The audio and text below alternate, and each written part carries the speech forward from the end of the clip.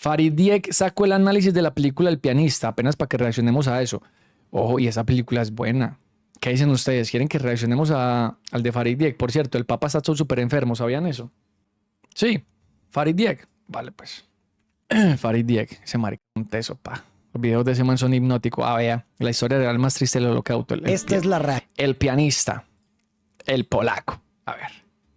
de un hombre que lo Hey, buen provecho para los que vayan a almorzar también, que no creo, pues, es que está muy tarde pasar almorzando. perdió todo. Es una recreación de lo que vivió Wladek Szpilman, un pianista polaco que llevaba una vida normal, trabajando en la radio de Varsovia, hasta que en 1939 Alemania invadió el país. El ejército alemán derrota a Polonia en solo 3 semanas y mientras Wladek toca en la radio, el edificio es bombardeado. Todos huyen para Que salvar. a ver, hay que tener en cuenta que Alemania invade Polonia sin siquiera declararle la guerra.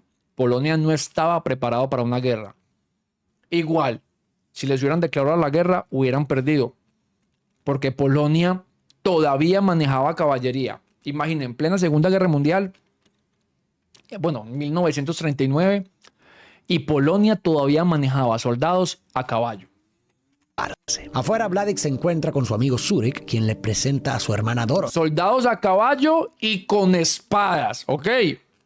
Ella dice que vino solo para conocerlo y le encanta cómo toca el piano. La atracción es mutua. Cuando Wladek llega a casa, su familia está empacando para irse. Sin embargo, en ese momento escuchan que Reino Unido y Francia le han declarado la guerra a Alemania. Con la esperanza de que el conflicto termine pronto, deciden quedarse. Pero las cosas empeoran rápido para los judíos en Varsovia. Los alemanes imponen reglas estrictas. No pueden tener más de 2000 Es que los de 8 de la época que va, hombre.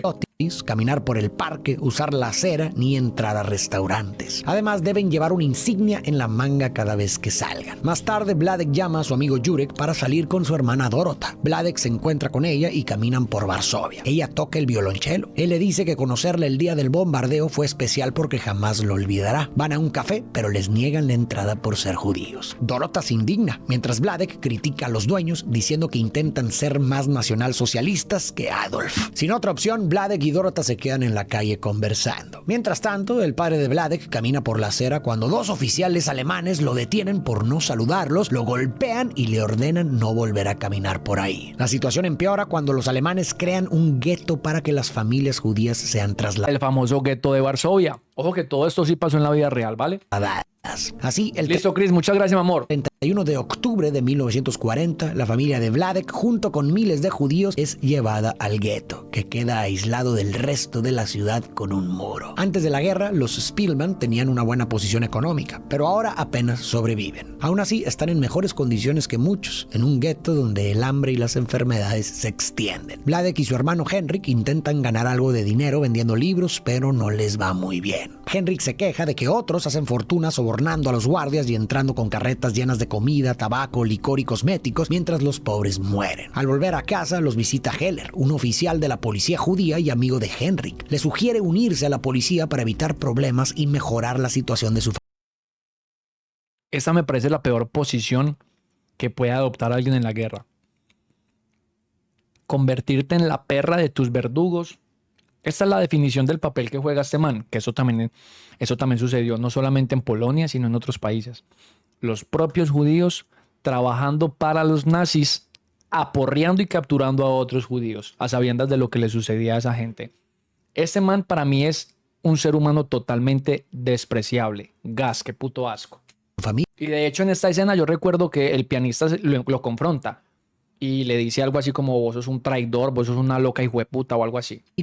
Henrik rechaza la oferta diciendo que no podría golpear a su propia gente. Wladek también se niega argumentando que tiene su propio trabajo. Toca el piano en un restaurante del gueto, donde se reúnen los judíos más adinerados. Mientras tanto, las condiciones en el gueto empeoran y muchos mueren cada día por enfermedades, hambre o violencia de los soldados alemanes. Wladek no está satisfecho con su trabajo. Tibio no. Ese man literal es la definición de lo que es ser un hijueputa doblegado. Y quiere ayudar a su comunidad. Después del trabajo, visita a Yehudá, un amigo que distribuye periódicos clandestinos para incitar a la revuelta contra los alemanes. Pero Yehudá lo rechaza, diciendo que los músicos no son buenos conspiradores. De regreso a casa, Wladek ve a un niño por soldados mientras intenta colarse en el gueto por debajo del muro. Logra arrastrarlo adentro, pero el inocente no despierta. Aquí empezaré con mis comentarios. En esta ocasión me voy a centrar en profundizar en los detalles de los sucesos reales que la película retrata, comenzando por el gueto de Varsovia. El término gueto se utilizó por primera vez en 1516 en Venecia, Italia, cuando las autoridades obligaron a la comunidad judía a vivir en un barrio segregado. Este barrio estaba en la misma zona donde antes había una fundición de cobre, por lo que se cree que la palabra proviene del verbo veneciano gettare, que significa arrojar o tirar. A lo largo de los siglos XV y XVI, ciudades como Roma, Frankfurt y Praga siguieron el ejemplo y crearon guetos para sus poblaciones judías, a menudo rodeándolos con muros y aplicando leyes restrictivas. Con el tiempo, el término gueto pasó a referirse a cualquier área donde los judíos vivían agrupados, aunque no siempre de manera obligatoria. Sin embargo, durante la Segunda Guerra Mundial, los alemanes se apropiaron del concepto para designar las zonas donde forzaron a los judíos a vivir en ciudades ocupadas. La idea de establecer estos guetos cerrados surgió en una reunión del 12 de noviembre de 1938, cuando Hermann Göring propuso aislar completamente a los judíos de la sociedad alemana. El propósito inicial de estos guetos no era solo separar a la población judía, sino mantenerla confinada. Ese marica de Göring murió ahorcado en los juicios de Nuremberg, ¿cierto que sí? O al mal lo mataron. No, creo que él murió juzgado. En los territorios ocupados del este hasta decidir una solución final. En el corazón de Varsovia, los alemanes levantaron el gueto más grande de Europa. Antes de la guerra, 375,000 judíos vivían en la ciudad, representando casi un tercio de la población. Pero tras la invasión alemana, en septiembre de 1939, su vida cambió radicalmente. Un año después, en octubre de 1940, los alemanes anunciaron la creación del gueto de Varsovia y miles de judíos fueron forzados a entrar en una zona que apenas ocupaba el 2.4% de la ciudad. Un muro de 3 metros de altura, coronado con alambre de púas, rodeaba el gueto. Nadie podía entrar o salir sin un permiso especial, convirtiéndolo en una prisión al aire libre. Dentro del gueto, sobrevivir era una batalla diaria. En su punto más crítico, 450,000 personas, incluyendo 85,000 niños menores de 14, estaban hacinadas en un espacio diminuto, con hasta 10 personas compartiendo una misma habitación. La mayoría no tenía trabajo ni ingresos fijos, por lo que el comercio callejero se volvió una necesidad. Se intercambiaba de todo: ropa, pan, incluso objetos de poco valor. Cualquier cosa servía con tal de conseguir algo para comer, como vimos en el caso de Vladek y su hermano Henrik, quienes vendían libros para sobrevivir. La falta de higiene y el frío convirtieron el lugar en un caldo cultivo para enfermedades. El tifus y otras epidemias se propagaron sin control, mientras que la comida escaseaba. Las raciones diarias asignadas por los alemanes eran insuficientes, apenas una décima parte de lo necesario para sobrevivir. La única forma de conseguir más alimentos era a través del contrabando, principalmente realizado por niños que, arriesgando sus vidas, cruzaban al lado ario en busca de suministros, tal como lo vimos reflejado con el niño con el que Vladek se encontró. Sin medicamentos, sin suficiente comida y con temperaturas extremas, miles murieron de hambre, frío y enfermedades. Entre octubre de 1940 y julio de 1942, alrededor de 92,000 personas murieron en el gueto, casi el 20% de la población. Desesperados, muchos judíos intentaron escapar, pero los alemanes respondieron con extrema crueldad. Cualquier persona atrapada fuera del gueto sin permiso era ejecutada en el acto. También lo era quien se atreviera a darles refugio. De hecho, un anuncio oficial alemán dejaba claro el destino de quien desafiara las reglas. Los judíos que abandonen el sector asignado sin permiso serán condenados a muerte. La misma pena se aplicará a cualquier persona que les dé refugio intencionalmente. Esa noche, mientras la familia Spielmann cena, Henrik y Vladek discuten. Henrik reprocha que Vladek toque el piano para los ricos del gueto, a quienes no les importa el sufrimiento de los demás judíos. De repente, ven cómo soldados alemanes irrumpen en una casa al otro lado de la calle y capturan a una familia. El líder les ordena ponerse de pie, pero el anciano, que está en silla de ruedas, no puede hacerlo. Entonces los soldados lo levantan y lo arrojan desde el balcón. Luego sacan a los demás a la calle y los eliminan. Los heridos son rematados al pasarles una jeep por encima. La familia Spielmann queda aterrorizada. Al día siguiente, Helena, la hermana de Vladek, Marica, y saber que esas cosas sí sucedieron, perro, no. Lo busca Qué maricas más inhumanos. en su trabajo para decirle que los alemanes están capturando gente en la calle y que Henrik fue llevado. Vladek va a buscarlo y le pide a Heller que lo libere. Aunque al principio se niega, el policía judío termina accediendo. Después, Henrik le cuenta a Vladek que van a empezar a deportarlos a campos de trabajo forzado y que la única forma de evitarlo es conseguir un certificado de empleo para trabajar para los alemanes en el gueto. Vladek consigue certificados para su familia, excepto para su padre. Pide ayuda a Yehuda, quien a su vez instruye a Majorek, un ex soldado, para conseguirle un puesto en un taller de ropa. Pero Pero, a pesar de tener el certificado, el 15 de marzo de 1942, la familia es obligada a dejar su hogar y trasladada a un almacén junto con otros judíos. Una noche, un soldado irrumpe y ordena a todos salir al patio. Han sido seleccionados para los campos de trabajo forzado. Separa a Henrik y Helena, quienes son llevados por soldados alemanes, y al resto le ordena empacar sus cosas. Son trasladados a una plaza donde cientos de judíos, incluidos niños, esperan transporte. Henrik y Helena también llegan y la familia se reúne. El padre gasta los últimos 20 zlotys en un caramelo, lo corta en 6 pedazos y lo comparte con todos. Poco después, el tren llega y las familias judías son obligadas a abordarlo. Vladek le dice a Helena que ojalá la hubiera conocido mejor. Cuando está por abordar... Ustedes no se imaginan la cantidad de gente que murió dentro de estos vagones. Ni siquiera llegando a los campos de concentración ni nada. Dentro de los vagones por el hacinamiento. Hay historias que cuentan que incluso la gente moría y lo único que los demás podían hacer era pararse encima de su cuerpo para poder, o sea, no había espacio para nada. La gente moría y moría de pie o morían sentados. Y para poder hacer un poquitico más de espacio les tocaba pararse encima de los cuerpos, weón. Qué gonorrea, ¿no? El tren, Heller reconoce a Vladek, lo saca de la fila y le dice que huya. Vladek no entiende e insiste en quedarse con su familia, pero Heller le advierte que le acaba de salvar la vida. Sin más opción, huye a regañadientes mientras su familia sube al tren. Las deportaciones que acabamos de ver formaron parte de la llamada Gosaktion Varsovia, una operación llevada a cabo en el verano de 1942 en la que miles de judíos fueron enviados desde el gueto de Varsovia al campo de exterminio de Treblinka. Para ejecutar esta operación, los alemanes obligaron a la policía judía a reunir a su propia gente para la deportación, tal como lo vimos con Heller en la película. Pero ¿cuál es el trasfondo de estos policías judíos? En los grandes guetos, los alemanes impusieron la creación de un Judenrat, un consejo judío forzado a hacer cumplir sus órdenes. Dentro de sus funciones, el consejo también controlaba a la policía judía, un cuerpo de aproximadamente 2.000 voluntarios. La mayoría eran jóvenes educados. Qué horror, marica. Qué horror uno cumplir ese papel, no, en plena guerra. Uno lastimar al propio pueblo de uno.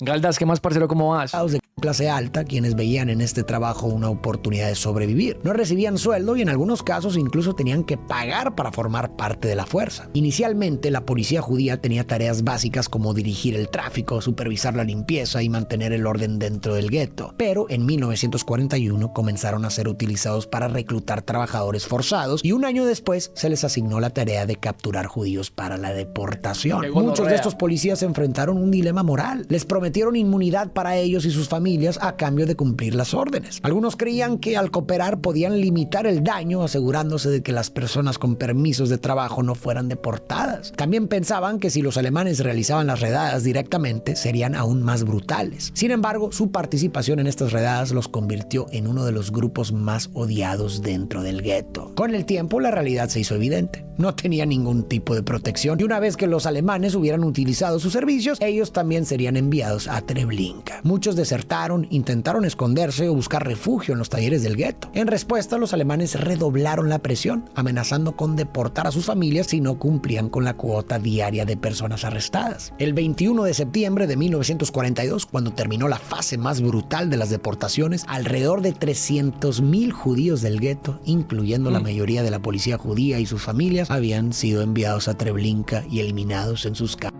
de gas. De los alrededor de 500.000 judíos que alguna vez vivieron en el gueto de Varsovia, solo quedaron unos 50.000. En su mayoría trabajadores de fábricas que los alemanes consideraban útiles para el esfuerzo de guerra. También sobrevivieron alrededor de 200 policías judíos, aunque su destino estaba lejos de estar asegurado. Después de escapar, Vladek busca a Yehuda. No, ustedes que hubieran hecho, muchachos.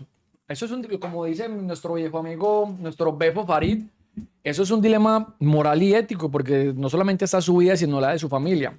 Y si usted está viendo el trato inhumano que están recibiendo todos los judíos, y le dicen, papi, camelle conmigo y yo lo protejo a usted, a su familia, ¿uno qué dice? Es la familia de uno también. Sin embargo, papi, yo creo que yo no aceptaría. Yo no aceptaría, weón. Yo prefiero morir con mi gente, marica.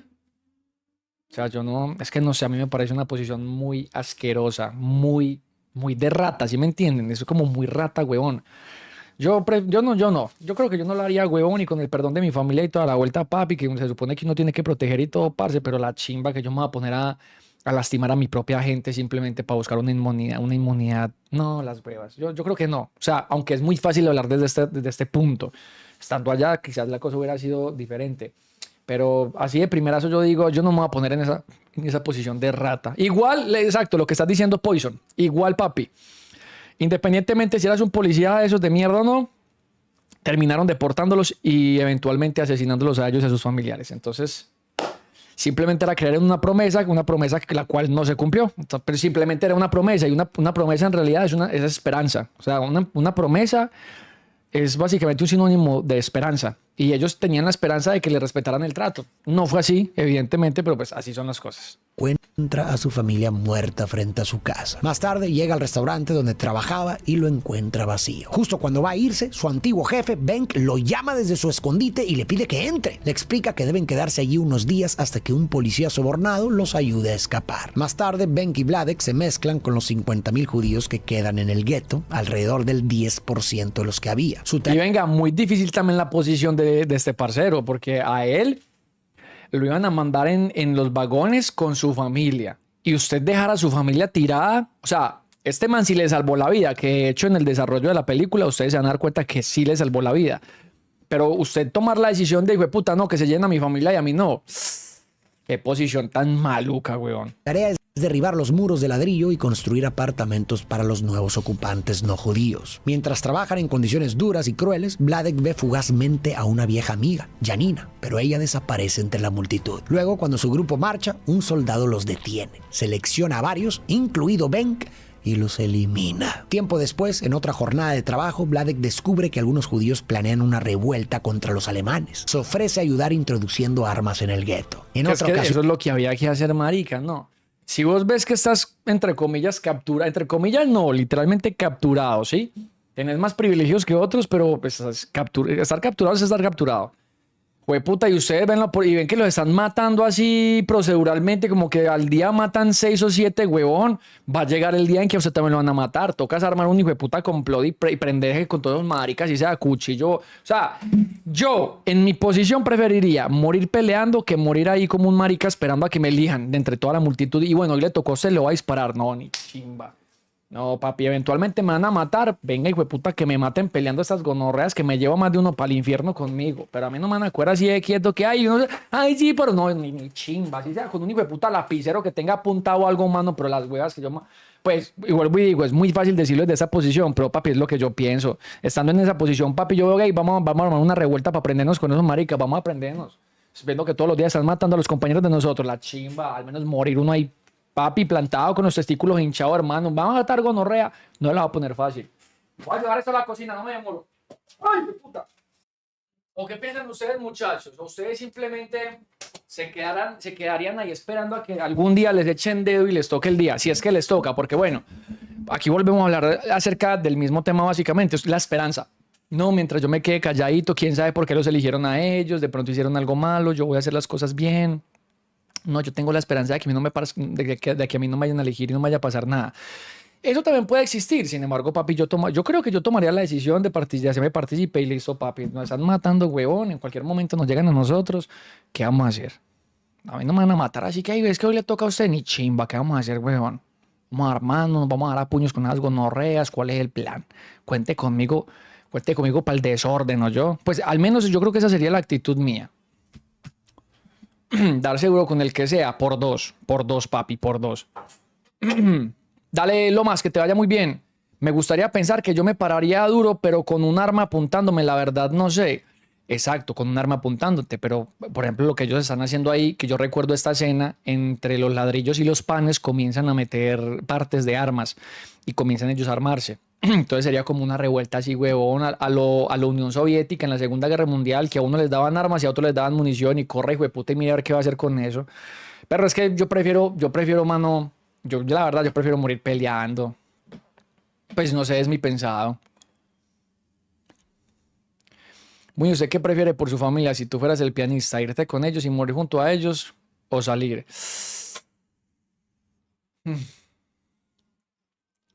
Yo no sé. De hecho, ustedes tienen que tener en cuenta que esa decisión no la tomó él básicamente, esa decisión la tomó otra persona por él. la historia se desarrolla gracias a esa decisión, a esa persona que nos repugna, que hace parte de la policía judía. Y pues, alerta de spoiler, el pianista pues la pasa re mal, pero al final termina salvándose y creo que se encuentra con algunos miembros de su familia que también se salvaron, pero otros murieron, como era muy normal, ¿no? La película es muy realista en ese aspecto. Entonces, es una decisión que él no tomó. Él no le dijeron, ¿se quiere ir? No, a él lo cogieron a la fuerza, el man lo reconoció y le dijo, papi, ahora se acá que lo van a ir a matar, huevón. Vaya, vaya, vaya, vaya. Y el marica terminó yéndose de puro susto, huevón. Pero estoy totalmente seguro de que en la vida real, porque eso no, creo que eso no nos lo muestran en la película, pero yo estoy casi que seguro de que en la vida real, cuando a este man, porque recuerden que esto es una adaptación a la historia de un pianista de verdad, un polaco, pianista polaco, yo estoy seguro de que más de una noche ese man decía, hijo de puta, ¿yo por qué no me fui con mi familia? Hubiera preferido morir con ellos. Al menos verlos la última vez, abrazar a mi papá y a mi mamá la última vez, huevón, a mis hermanos. Estoy segurísimo de eso, parce. Que las cosas pasaron diferentes, sí, pero estoy seguro de que ese man más de un día se arrepintió de haberse escapado. Qué vuelta, ¿no? Sigamos, que está muy buena ese análisis. Deja caer unos ladrillos mientras los transporta y un comandante alemán lo golpea brutalmente. Luego lo asigna a repartir materiales de construcción. En este trabajo también ayuda a contrabandear armas ocultas en sacos de papas para la resistencia. Eso es, pillen. Vladek quiere escapar a la ciudad y le pide ayuda a Majorek, quien sale todos los días, para contactar a Janina. Otro día, un oficial sospecha que Vladek esconde algo en su saco de frijoles, pero al abrirlo no encuentra nada. Aunque las armas estaban ahí, Vladek necesita irse cuanto antes y Majorek le avisa que logró contactar a su amiga, así que debe prepararse. Finalmente, Vladek escapa del campo de trabajo y se reúne con Janina y su esposo, quienes lo reciben calurosamente. Después de darle comida y ropa, el esposo de Janina lo lleva con Gevsinski, quien le ofrece refugio por una noche. Al día siguiente, Gevsinski... Por cierto, muchachos, les voy a contar una historia aquí brevemente por si no lo sabían. Este actor, este man, puso en riesgo absolutamente todo lo que tenía en su vida para conseguir este papel. Todo. El man dejó todo lo que tenía por conseguir ese papel. Hasta creo que era su esposa o su mujer, no sé bien. Pero la mujer que era su pareja en ese momento lo dejó. Marica, lo dejó. El man se metió en clases de piano. Él en la película, ese pianista interpreta mucho a Chopin. Frédéric Chopin era un pianista polaco también, que para mí es el mejor compositor de música clásica. Y las obras de Chopin son complicadas. Son tan complicadas algunas que hay un evento a nivel mundial donde solamente se tocan obras de Chopin para ver quién es el que mejor sabe interpretarlas. Y ese man aprendió a tocar piano en la vida. Ese man no sabía tocar piano. Y ese marica hizo un curso intensivo, pero intensivo era obsesivo, o sea, obsesionado con eso, para aprender a tocar piano. Y en la película, él es el que toca las obras de Chopin. No hay un doble, no hay playback, no nada. Él es el que toca las obras de Chopin.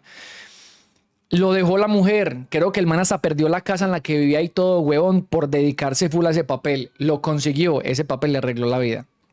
Y lo hizo de puta madre. Yo creo que ese man interpretando el papel en más de una de esas escenas donde él llora y donde él está así como todo flaco, todo vuelto mierda, el man decía, fue puta, esto, o sea, esto básicamente representa mi vida actual. O sea, yo sé que estoy representando a otra persona en la Segunda Guerra Mundial, pero por lo que está pasando es lo que estoy pasando yo en este momento. Y creo que eso le dio como mucha más afinidad. Ese man se hizo un papelazo en esta película brutal, parce. El man ganó, creo que el man ganó un Oscar, si no estoy mal. Guía hasta un departamento vacío cerca del muro del gueto, donde podrá sobrevivir con comida de contrabando. Le advierte que debe mantenerse en silencio absoluto, ya que los vecinos no judíos creen que el lugar está desocupado. Antes de irse, le entrega una dirección para emergencias. El 19 de abril de 1943, desde el departamento, Vladek presencia el inicio de la rebelión del gueto, para la cual ayudó a contrabandear armas. Días después, ve cómo la revuelta es sofocada y para el 16 de mayo de 1943, todos sus compañeros han sido eliminados por los alemanes. Pero se pararon duro. De hecho, en esa escena, yo recuerdo que mueren un montón de nazis, huevón, un boleo, porque ellos se amotinan en un edificio. Entonces matan un montón de nazis, luego llegan otros nazis y los matan, y luego ya llegan con artillería pesada y los vuelven mierda. Hay un libro, yo ya se los he hablado muchísimas veces, que se llama Éxodo, de un escritor llamado León Uris, y hay un capítulo en ese libro. El libro es grande, o sea, el libro es grueso, es gordo, la verdad, así como les gusta, y venoso. Y hay un capítulo en donde, pero esto es en Francia, no en Polonia, sino en Francia, en donde en Francia o en Italia, no recuerdo muy bien, donde también hacen como una especie de rebelión y se amotinan en un edificio y relatan todo, papi, cómo morían, cómo los mataban, la gente que no tenía entrenamiento militar, cómo era asesinada. Es brutal. El levantamiento del gueto de Varsovia fue la primera rebelión urbana contra los alemanes en la Europa ocupada. Después de las deportaciones masivas del verano de 1940. Pero murieron chimba, murieron parados en la raya, huevón. Murieron, sí, pero parados en la raya. Los líderes de la comunidad judía entendieron que la situación era desesperada. Sabían que los alemanes no se detendrían y que si no hacían algo, todos terminarían en los campos de exterminio. Decidieron organizarse y buscar ayuda en la resistencia polaca fuera del gueto, esperando conseguir armas y apoyo. Pero los intentos iniciales fueron en vano. No les quedó otra opción que recolectar dinero entre los judíos del gueto y comprar armas en el mercado negro, pagando precios exorbitantes. Las sospechas de la resistencia se hicieron realidad cuando el 18 de enero de 1943 los alemanes volvieron a entrar al gueto para una nueva ola de deportaciones. Sin embargo, esta vez no encontraron un pueblo indefenso. La resistencia reaccionó inmediatamente. Algunos combatientes que habían sido capturados en el Umschlagplatz, el punto de deportación, se rebelaron, rompieron filas y dispararon contra los guardias. Eso es lo que hay que hacer, hijo de puta, morir con honor. Talleres y casas, combatientes armados atacaron a los alemanes mientras intentaban ingresar. Otros lograron escapar y esconderse hasta que la redada terminó. Los alemanes ocuparon el gueto hasta el 22 de enero. En esos días, más de 1,000 judíos fueron eliminados y 4,500 deportados. Pero la resistencia no se desmoronó. Por primera vez, los alemanes se dieron cuenta de que Varsovia no iba a rendirse fácilmente. Tuvieron que entrar al gueto como si fuera un campo de batalla, utilizando tanques pequeños, artillería ligera y ametralladoras. Los soldados alemanes estaban tan aterrorizados que se negaban a entrar en los departamentos sin enviar exploradores primero. Aquel enfrentamiento demostró que la resistencia era posible y motivó a otros grupos de resistencia fuera del gueto a apoyar con armas y municiones, aunque en cantidades limitadas. El éxito de la resistencia en enero enfureció a los alemanes y el 19 de abril de 1943, en la víspera de la Pascua judía y el día antes del cumpleaños de Adolf, el comandante Jürgen Strupp organizó una ofensiva masiva para liquidar el gueto de una vez por todas, como lo vimos en la película. Desde temprano, los combatientes judíos tomaron sus posiciones listos para resistir hasta el final. El 20 de abril, los alemanes comenzaron a incendiar edificios, tratando de obligar a los judíos a salir de sus escondites. El 21 de abril dieron un ultimátum a la resistencia para que se rindiera, pero esta se negó y continuó luchando con las pocas armas y explosivos que tenían. La lucha fue intensa durante 5 días. Los alemanes, al ver que no podían derrotar fácilmente a los insurgentes, cambiaron de táctica. En lugar de enfrentarlos directamente, comenzaron a quemar el gueto por completo. En las siguientes semanas,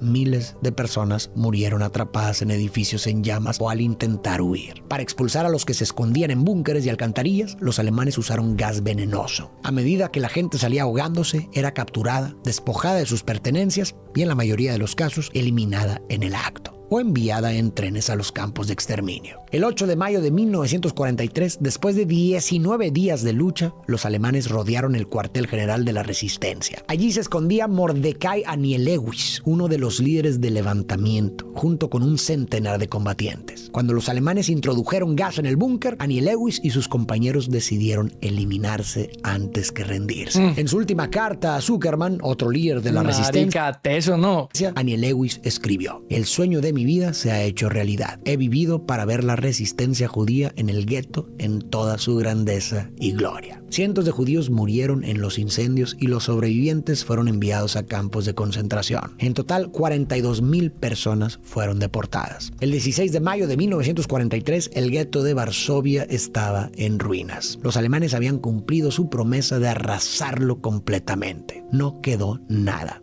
Solo escombros y cenizas. El gueto, que alguna vez fue el hogar de la comunidad judía más grande de Europa, había quedado reducido a una sombra de lo que fue. Janina visita a Vladek y le dice que se siente orgulloso de los judíos que resistieron. Él cree que fue en vano, pero ella insiste en que... ¿Saben qué es lo peor de todo? Que a este man le tocó ver toda la guerra contra la resistencia desde el apartamento en el que lo habían alojado. Había una ventanita de donde se veía todo eso, parce. Murieron con dignidad. También le informa que los polacos están listos para levantarse y luchar. Días después, Gebsinski llega al departamento y advierte a Vladek que debe irse, pues la Gestapo encontró las armas y arrestó a Janina y su esposo. El departamento podría ser descubierto en cualquier momento. Aún así, Vladek decide quedarse. Pasados algunos meses, Vladek sigue oculto en el mismo lugar. Una noche, el hambre lo desvela y busca comida desesperadamente. pero al hacerlo rompe varios platos y hace ruido. Una mujer no judía, sospechando, amenaza con llamar a la policía, obligando a Vladek a huir. Logra escapar y va a la dirección de emergencia que le dio Gebsinski. Ahí encuentra a Dorota, ahora casada y embarazada. Al preguntarle por su hermano, ella le dice que murió. Qué gonorrea, y Dorota era la nenita con la que él pegaba. Pero pues en esas condiciones importa un culo, la verdad. Cuando llega Mikhail, su esposo, le da comida y lo lleva a un departamento abandonado para esconderlo. Ahí hay un piano, pero Mikhail le advierte que debe guardar silencio, ya que nadie sabe que está ahí. Mikhail le presenta a Salas, quien se encargará de traerle comida. Al principio, Salas le lleva alimento con regularidad, pero luego deja de hacerlo. Y Vladek sufre ictericia y se debilita gravemente. Dorota y Mikhail lo visitan y al ver su estado le consiguen comida y llaman a un médico, quien le recomienda descansar. Antes de irse, Dorota le dice que se mudarán con su madre a Otwock y le advierte que los levantamientos comenzarán pronto. Vladek recupera fuerzas justo a tiempo para ver el levantamiento de Varsovia en 1944, cuando los polacos intentan recuperar la ciudad. Sin embargo, los alemanes atacan el edificio donde se esconde y tiene que escapar. Vladek se refugia en un hospital abandonado y busca algo para comer. Su estado es lamentable y se distrae imaginando que toca el piano. Pronto los alemanes comienzan a incendiar la ciudad, obligándolo a huir de nuevo. Salta el muro hacia el gueto, ahora convertido en un paisaje desolador de escombros y ruinas. Uy, parce.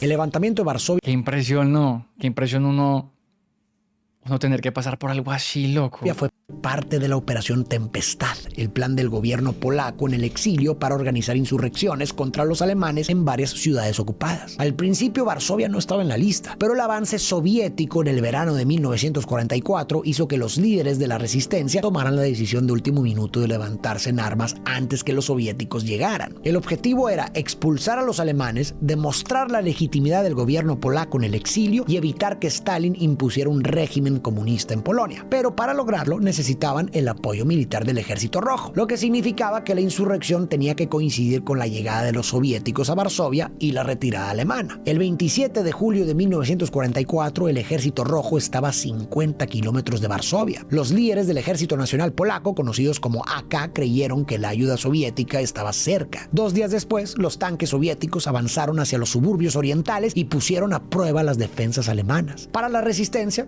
era el momento de actuar. El 31 de julio, Tadeusz Bohr-Komorowski, comandante del AK, dio la orden definitiva. El levantamiento comenzaría el 1 de agosto a las 5 de la tarde. Desde la mañana del 1 de agosto, Varsovia hervía de nerviosismo y emoción. Los insurgentes, aún vestidos de civil, se dirigían a sus puntos de reunión, muchos escondiendo armas bajo abrigos gruesos a pesar del calor del verano. Por seguridad, la población no había sido informada previamente, pero cuando los primeros disparos resonaron, el espíritu de lucha se encendió de inmediato. Tras casi 5 años de ocupación alemana, la gente ansiaba venganza y libertad. En cuestión de horas, Varsovia se convirtió en un campo de batalla. Pues claro, vos te imaginas esa gente con esa mentalidad sanguinaria de querer matar a sus verdugos, a la gente que le había asesinado a sus amigos, familiares, parejas. Civiles de todas las edades se unieron al levantamiento. Hombres, mujeres y niños ayudaban en lo que podían. Construyeron barricadas con adoquines, muebles y vehículos volcados. Los tranvías bloquearon calles, las alcantarillas se convirtieron en rutas de escape y las fábricas en improvisados arsenales. Desde los balcones la gente lanzaba cócteles Molotov contra los tanques alemanes, mientras jóvenes corrían con mensajes y municiones entre las barricadas. El 3 de agosto, Bohr-Komorowski informó al gobierno polaco en el exilio que la moral era altísima. Describió el levantamiento como una revolución más que una batalla militar, impulsada por el fervor y la determinación que compensaban la falta de armas y entrenamiento. El 5 de agosto, la moral alcanzó su punto más alto. En los primeros 5 días, los polacos lograron tomar 125 kilómetros cuadrados y superaban en número a los alemanes 3-1. La victoria parecía cerca. Sin embargo, este optimismo se basaba en una falsa esperanza.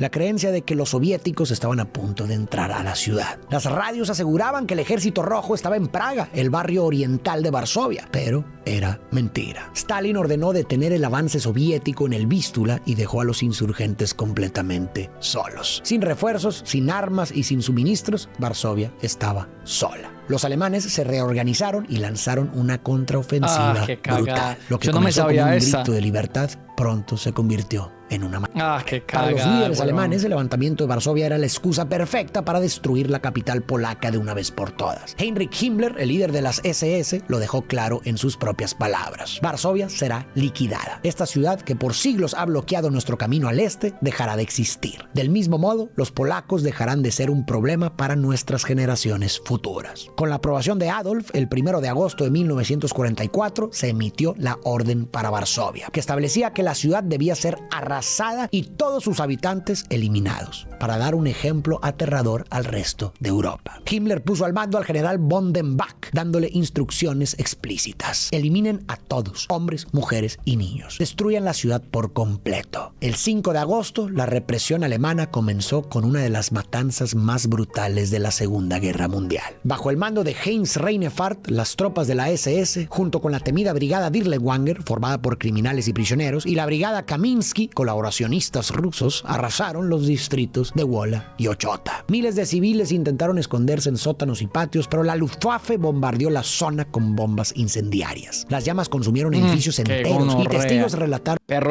eso me lo estoy desayunando, yo no sabía de esto. cómo el cielo se oscureció con ceniza. Sí, Harold, eso es lo más irónico del mundo. Eso es lo más irónico en ese momento. Personas atrapadas en los incendios saltaron por las ventanas mientras las SS lanzaban granadas en los refugios y disparaban a quienes intentaban huir. El Ejército Nacional Polaco intentó un contraataque ese día, en lo que luego se conoció como el Sábado Negro, pero la densa humareda hizo imposible coordinar una defensa. Los alemanes continuaron incendiando barrios enteros, fábricas y viviendas, eliminando a los habitantes en masa. Lugares de se establecieron en estaciones de tranvía, fábricas y parques donde miles de personas fueron eliminadas sistemáticamente. La Brigada Dirlewanger se distinguió por su extrema brutalidad. Eliminaron menores, intimaron mujeres y eliminaron a todos los habitantes de un orfanato y un hospital. En Ochota, al sur de Wola, la Brigada Kaminsky llevó a cabo una ola de terror similar. Casi todos los hombres jóvenes fueron eliminados, mientras que miles de civiles fueron encerrados en un antiguo mercado convertido en campo de concentración improvisado. Más de 20,000 personas fueron hacinadas sin comida, agua ni refugio, esperando su destino. En solo 2 días, entre el 5 y el 6 de agosto de 1944, entre 35,000 y 50,000 civiles fueron eliminados en Wola y Ochota. Tras esto, los alemanes dirigieron su ofensiva al centro histórico de Varsovia, donde miles de combatientes y civiles resistían. El 11 de agosto comenzó el asedio, pero los alemanes enfrentaron una defensa feroz. Varsovia era una fortaleza medieval, con calles estrechas, muros gruesos y una red subterránea de pasadizos y sótanos. Al principio, la dificultad de los alemanes para tomar las calles exteriores del casco antiguo de Varsovia hizo que muchos civiles dentro de la ciudad amurallada se sintieran seguros. Creían que la resistencia podría aguantar, pero en la tercera semana de agosto, la realidad los golpeó con toda su crudeza. Los alemanes habían rodeado completamente la ciudad y comenzaron un asedio implacable. La Luftwaffe lanzó más de 1,580 toneladas de bombas sin temor a represalias, ya que Stalin se negó a enviar ayuda a los polacos. Cada mañana, los bombarderos despegaron puntualmente a las 6 de la mañana, ametrallando a civiles y lanzando bombas cada media hora. Al mediodía, los pilotos se tomaban un descanso para almorzar y por la tarde reanudaban la destrucción hasta las 7 de la tarde. El resultado fue catastrófico. Cientos de hombres, mujeres y menores murieron atrapados entre las llamas o aplastados por los escombros. Edificios históricos quedaron reducidos a cenizas. Un testigo describió el horror. El fuego arde por todas partes. Hace tanto calor que el asfalto se derrite. Las casas están en llamas, crujen, gimen y colapsan. Nada puede ayudar en este momento. Con cada día que pasaba, la supervivencia se volvía más difícil. A mediados de agosto, los alemanes cortaron el suministro de agua y la lluvia nunca llegó. Buscar comida era jugarse la vida. Miles de civiles se refugiaron en búnkeres y alcantarillas, soportando condiciones terribles, sin agua, sin higiene y sin esperanza. El hambre, las enfermedades y el agotamiento empezaron a destruir lo que quedaba de la moral de la ciudad. Al principio, el pueblo apoyaba el levantamiento, pero después de 3 semanas sin señales de ayuda soviética, el ánimo cambió. La gente comenzó a culpar al Ejército Nacional por el sufrimiento. Los soldados polacos notaron cómo la admiración inicial se convertía en resentimiento y odio. Y tras 63 días de lucha, el 2 de octubre de 1944, los líderes de la resistencia no tuvieron más opción que rendirse. Pero la pesadilla no terminó ahí. En los siguientes 3 meses, los alemanes deportaron a 650,000 civiles a campos de trabajo y destruyeron lo que quedaba de la ciudad. Me imagino que a ese momento La misma gente que repudió al ejército polaco se dio cuenta que en realidad el destino que les esperaba era exactamente el mismo. Para enero de 1945, entre el 85% y el 90% de Varsovia estaba en ruinas. Según el historiador Siekierski, cuando las tropas soviéticas finalmente liberaron la ciudad, no quedaba nada. La capital de Polonia era un vasto desierto de edificios vacíos y escombros. El levantamiento de Varsovia terminó en un desastre absoluto. 150.000 civiles murieron junto con 20.000 combatientes del AK. Los alemanes también sufrieron 10.000 bajas, pero la ciudad quedó completamente devastada. Tras la retirada alemana en enero de 1945, los soviéticos tomaron el control y establecieron un régimen comunista en Polonia, eliminando la posibilidad de un gobierno independiente por el que tantos polacos habían luchado y muerto. Vladek se esconde entre los edificios quemados buscando comida y sobreviviendo hasta que una noche es descubierto por el capitán alemán Wilhelm Hosenfeld. Hosenfeld le pregunta quién es y en qué trabaja. Vladek responde que era pianista y el capitán le pide que lo demuestre. Lo lleva a un piano y por primera vez en años Vladek toca una hermosa pieza. Impresionado, Hosenfeld decide ayudarlo escondiéndolo en un ático y llevándole comida regularmente. En una visita, Hosenfeld le deja pan y le dice que solo debe resistir 2 semanas más, pues los rusos están por llegar. Cuando el ejército rojo se acerca a Varsovia, el capitán y sus hombres deben huir. Antes de irse, le entrega a Vladek comida y su abrigo, comentando que su apellido, Spielmann, es perfecto para un pianista. Días después, Vladek ve a partisanos polacos y corre emocionado a saludarlos. Pero con un abrigo nazi, con un abrigo de un capitán alemán. Él no se había percatado, obviamente, él simplemente estaba buscando refugio, ¿no? O sea, para el frío. Pero al notar el abrigo alemán que lleva, creen que es un enemigo y disparan. Se rinde y se acerca. Ahí viene la escena del meme. Logrando que lo reconozcan como polaco y detengan el ataque. Meses después, Hosenfeld es capturado por los rusos junto a otros soldados alemanes y llevado a un campo de detención. Allí, un grupo de judíos polacos acaba de ser liberado. Al escuchar que uno de ellos es músico, Hosenfeld se le acerca y le pregunta si conoce a Vladek. Cuando le responde que sí, le cuenta que lo ayudó a esconder y le pide que le pida ayuda. Vladek regresa a la estación de radio en Varsovia para tocar el piano. Un día, el músico polaco llega y le informa sobre Hosenfeld. Juntos van a buscarlo, pero descubren que todo el campo ha sido trasladado sin dejar rastro. Al final, Vladek interpreta con emoción la polonesa brillante de Chopin en un concierto con orquesta completa. Vladek vivió en Varsovia hasta su muerte el 6 de julio del 2000 a los 88 años. Hosenfeld murió en un campo soviético en 1952. Vladek sobrevivió porque en medio de la peor de las pesadillas, hubo manos que se extendieron hacia él. Personas que eligieron la compasión en lugar del miedo. Yehuda le consiguió sus certificados de trabajo. Su jefe Beck lo protegió cuando todo se derrumbaba. Majorek lo ayudó a escapar. Janina y su esposo le dieron refugio. Dorota y su marido lo escondieron. Y finalmente Hosenfeld lo salvó cuando todo parecía perdido. Cada uno de ellos arriesgó su vida sin garantías. No sabían si ayudarlo haría la diferencia, pero lo hicieron de todos modos. Porque en un mundo donde la crueldad se había vuelto norma, su elección fue un acto de resistencia contra la deshumanización. Cuando el mundo pierde su humanidad, son estos gestos los que la sostienen. Y más que salvar una vida, se trata de recordar que la vida sigue teniendo valor. Que incluso en los tiempos más oscuros, elegir la bondad es lo que nos distingue de las bestias. Es quizá lo único que nos mantiene humanos. En este relato de la película quise incluir mucho del contexto real de los eventos que retrata para mostrar cómo las ideas de odio y división pueden desencadenar horrores inimaginables y quizás ayudar a generar conciencia hoy, en una época en la que vemos resurgir discursos y divisiones que recuerdan, aunque sea un poco, los pensamientos que dieron origen a las tragedias que acabamos de repasar. Es clave entender cómo pasó esto, porque los horrores que muestra la película no surgieron de la nada, fueron el resultado de un proceso. Todo empezó con ideas, con rumores y prejuicios que se propagaron y terminaron aceptándose como verdades. Luego vinieron las divisiones, las restricciones, las leyes que separaron a unos de otros, la guerra. Y cuando el odio se volvió parte del día a día, ya era demasiado tarde. Lo que parecía impensable terminó ocurriendo. Seguramente algunos pensarán que exagero, pero la historia nos ha enseñado que nadie ve el abismo hasta que ya ha caído en él. Todo comienza con pequeñas justificaciones, con discursos que siembran rencor, con la idea de que unos valen más que otros, y si no prestamos atención, los errores del pasado volverán a repetirse. Por eso hoy no podemos olvidar. Podemos aprender de quienes nos precedieron en lugar de repetir los mismos errores. El pasado nos muestra el camino que no debemos volver a recorrer, y más aún, el futuro depende de lo que elijamos aprender del pasado. Tenemos la oportunidad de hacer las cosas de manera diferente, de no dejarnos arrastrar por la indiferencia, de no permitir que el odio nos ciegue. Porque si algo ha demostrado la historia es que el odio destruye, pero la memoria puede salvarnos. Y hoy, más que nunca, necesitamos recordar. Yo no sé si él dijo que hoy más que nunca, Gustavo Adrián de manera consciente, porque les cuento, las tensiones políticas o más bien el direccionamiento político en la actualidad está apuntando básicamente a volver a establecer el fascismo, weón. No sé si han visto a varios dirigentes de Estados Unidos haciendo el saludo nazi. En Alemania nuevamente hay como, digámoslo así, una ola enorme acerca de, pues como contra en pro de la aprobación de partidos políticos pro, ¿cómo decirlo? Profascistas o algo así. Sí, de verdad. Bueno, y les cuento aquí, irónicamente, Polonia que sufrió tanto en esta guerra, huevón, que los volvieron mierda. Polonia es un país, y no lo digo yo porque yo no he viajado allá, pero varios amigos míos sí han tenido la oportunidad de ir. Un país bien jodido en cuanto a temas de racismo. Allá como que son re jodidos con la xenofobia, con nacionalidades y el trato que le dan a personas extranjeras, como que es mera gonorrea, mi hermano.